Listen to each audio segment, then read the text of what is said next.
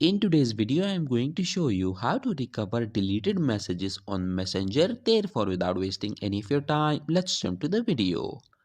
So in order to recover your deleted messages on Messenger, what you need to do is to open the Messenger application.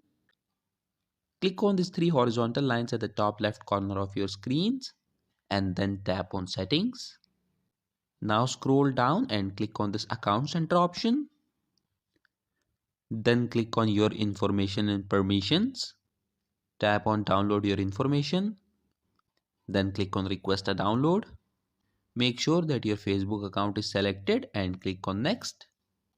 Then click on this option that says select types of information. Okay, since we only want to recover our deleted messages on Messenger, therefore select this messages option and click on next. Then tap on submit request. After you click on submit request, within the next 24 hours, a file containing your deleted messages on Messenger will be sent to your email address.